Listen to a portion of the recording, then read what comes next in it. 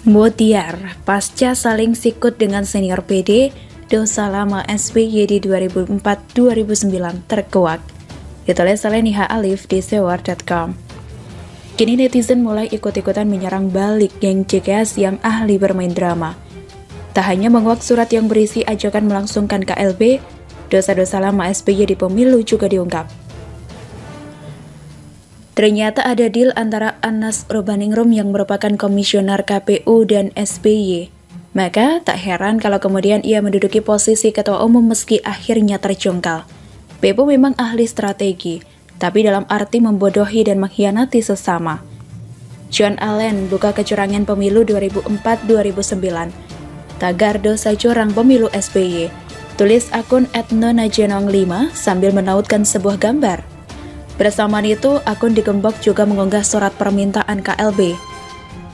Sebenarnya, dalam gambar Johnny Allen, quote tersebut bukanlah pernyataannya, terkuak kecurangan SBY yang membongkar dosa lamanya.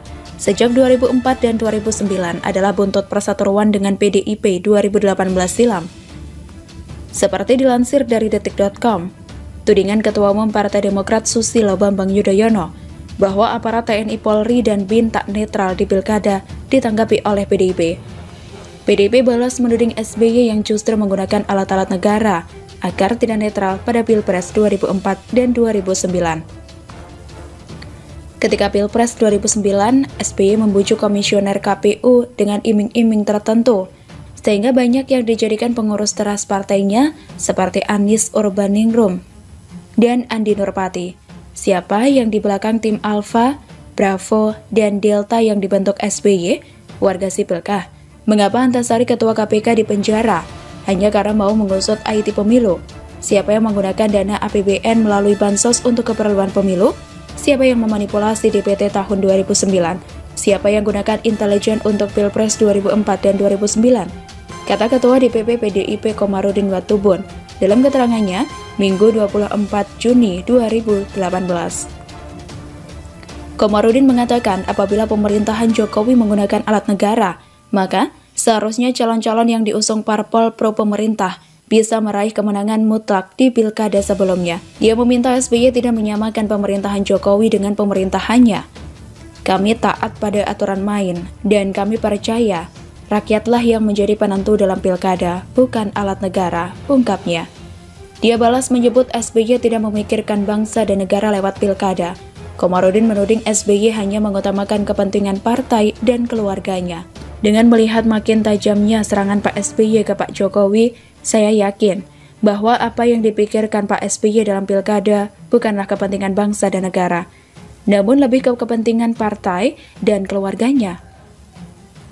Lebih pada persoalan bagaimana AHY dan Ibas yang diklaimnya sebagai keturunan Majapahit, lalu begitu jago yang diusung di pilkada elektabilitas rendah, tiba-tiba salahkan penggunaan alat-alat negara, ujar Komarudin. Daripada sibuk menyalahkan Pak Jokowi dan aparat negara, lebih baik Pak SBY buka-bukaan terhadap apa yang sebenarnya terjadi pada Pilpres 2004 dan 2009, sambungnya. Komarudin menganggap SBY terus-menerus mengeluh soal aparat tidak netral. Dia menyebut era politik melodramatik SBY itu sudah berakhir. Era politik melodramatik SBY tersebut sudah berakhir dan ketinggalan zaman, sebab rakyat sudah tahu politik agar dikasihani. Model SBY tersebut, publik sudah tahu bahwa Pak SBY lebih dihantui oleh cara berpikirnya sendiri atas dasar apa yang dilakukan selama jadi presiden, kata Komarudin.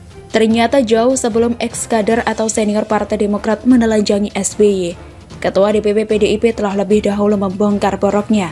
Sayang, waktu itu pernyataan Komarudin tak terlalu diviralkan karena masyarakat masih menganggap PDIP adalah musuh bebuyutan SBY. Kini, saat AHY membuat keributan dengan isu kudeta dan diramaikan dengan pernyataan SBY tentang Demokrat not for sale, satu persatu borok mereka mulai diungkap.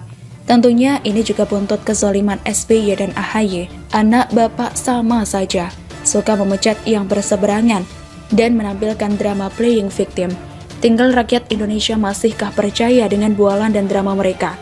Kalaupun survei AHY naik berkat isu kudeta, tetap saja tak menutup fakta bahwa ia tak memiliki kekuasaan apapun. Posisinya di luar pemerintah, dan model partai gurem yang berisik tak akan mampu mengangkat namanya, apalagi bermimpi di 2024. Semoga saja pemerintah kembali membuka dosa lama SBY seperti kata Komarudin. Kalau KPK masih juga tak berdaya, meski SBY bukan lagi presiden, kasus IT KPU bisa ditangani kepolisian atau kejaksaan. Kita harap keadilan bisa diperoleh saat sang mantan sudah tak lagi berkuasa. Sudah cukup, rakyat dibodohi tampang melasnya. Tapi, hasil korupsinya luar biasa. Sudah cukup kita dibodohi dan diprovokasi. Sementara, hasil yang didapat hanya bangunan dan proyek mangkrak di mana-mana. Demi Indonesia maju, dosa lama Pak Mantan harus dipertanggungjawabkan. Begitulah kura-kura. Wahai Pak SBY, kami bukan rakyat bodoh yang selalu jatuh akibat lubang yang sama.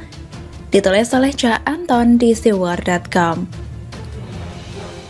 Saya Cak Anton, saya adalah rakyat jelata. Tidak ada rasa benci ketika menulis artikel ini. Tulisan ini murni pendapat yang saya harapkan bisa memperkaya sudut pandang dalam demokrasi. Seperti yang kita ketahui bersama, tujuan politik sejatinya itu baik, tetapi tak jarang menghalalkan berbagai macam cara untuk meraih simpati rakyat dalam menggapai kekuasaan. Kembali pada sebuah hakikat, kekuasaan pun sama seperti senjata, bisa digunakan untuk kebaikan dan juga keburukan. Melihat alur masa lalu sangatlah penting untuk melihat segala sesuatunya secara luas. Selain untuk bisa memperbaiki diri dari waktu ke waktu, juga supaya kita tidak jatuh pada lubang yang sama. Sederhananya begini, revolusi industri tidak akan pernah terjadi kalau mesin uap belum ditemukan. Begitulah sebuah proses yang harus dimulai dengan apa yang terlebih dahulu terjadi. Lalu, apa hubungannya dengan Pak SBY? Seperti yang kita ketahui bersama, SBY sudah hebat semenjak Orde Baru. Pada tahun 1996, SBY sudah menjabat sebagai Kepala Staf Komando Daerah Militer Jaya Brigadir Jenderal. Di tahun yang sama tragedi Kuda Tuli terjadi, dan nama SBY terseret dalam tragedi berdarah yang mencederai demokrasi tersebut. Hal itu sebuah bukti bahwa SBY itu bukan orang sembarangan. Meskipun secara kinerja kita gak tahu apa yang dilakukannya, tetapi SBY mampu menang Pilpres langsung selama 2 periode. Modal awal SBY ketika itu adalah pertentangannya dengan Megawati. SBY dianggap dizalimi oleh Megawati ketika itu. Kebetulan pada Pilpres kedua, saya ikut serta mendukung Mega Prabowo dengan alasan yang kuat, dan alasan itu masih saya simpan rapat. Hal tersulit ketika itu adalah meyakinkan orang bahwa Megawati itu tidak menzalimi SBY. Semua orang simpati terhadap SBY karena merasa terzalimi. Sekuat apapun penjelasan kita, itu tidak akan merubah pandangan tersebut. Padahal jika kita berpatokan pada akal sehat, sangat mustahil seorang SBY yang hebat itu bisa terzalimi. Saat ini di tengah prahara Demokrat di mana banyak kader dan pendiri menginginkan KLB untuk mengganti AHY dari Ketua Umum, SBY turun tangan dan narasi yang tersampaikan ke publik adalah ia sedang terzalimi.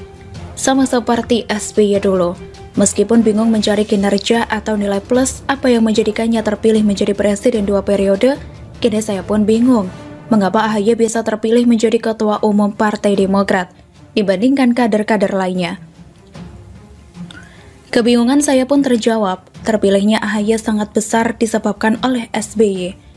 Meskipun begitu, di masa transparansi seperti saat ini, kalau kualitas AHY tidak bisa upgrade, meskipun sudah diberi posisi, maka kedudukannya dengan mudah terancam. Sebab, yang namanya pemimpin itu harus memiliki kapasitas dan kapabilitas, supaya organisasi bisa tumbuh besar. Apalagi itu sebuah partai, bukan perusahaan pribadi. Jika tidak, maka jangan salahkan kader yang protes dan meminta KLB. Sebab, coba sebutkan apa yang dilakukan AHY sejak menjadi Ketua Umum. Apakah itu berpengaruh bagi Demokrat di Pileg, Pilpres, hingga Pilkada? Jikapun narasi sedang dizalimi oleh penguasa digaungkan oleh kelompok SBY AHY, saya rasa cara itu tidak akan bisa mengulangi masa kesuksesannya di masa lalu. Kecuali, masyarakat kita masih banyak yang bodoh. Sekuat apapun pihak luar mencoba merongrong sebuah partai, jika internal partai tersebut bagus, maka nggak usah khawatir. Dualisme itu hampir ada di setiap partai. PKS meskipun ada dualisme, tidak seheboh Demokrat. Begitu juga dengan Golkar dan PPP ketika itu. Itu karena sang ketua umumnya cukup matang dalam berpolitik. Dengan SBY turun gunung, justru itu mempertegas kekurangan AHY. Naiknya minta gendong, seumpama turun pun minta digendong. Jika begitu, AHY tidak mau berproses untuk diri sendiri, supaya langkah dan posisinya dalam Partai Demokrat kuat. Kita harus maklum, kalau SBY ingin terbaik bagi anaknya. Tetapi sebagai orang tua, jangan sampai melupakan bahwa sang anak suatu saat dituntut untuk berjalan sendiri karena orang tua nggak mungkin selalu bisa menemani. 1000 kali, SBY AHY merasa dirinya terzalimi. Itu tidak akan menghasilkan simpati rakyat yang sudah terbuka dengan era transparansi berkat teknologi, rasionalitas dan kerja nyata yang saat ini dipercaya oleh sebagian besar rakyat Indonesia. Apalagi setelah konsolidasi antara kubu politik Jokowi dan Prabowo, rasionalitas pun semakin teruji. Jadi, lebih baik ajarilah AHY melakukan hal nyata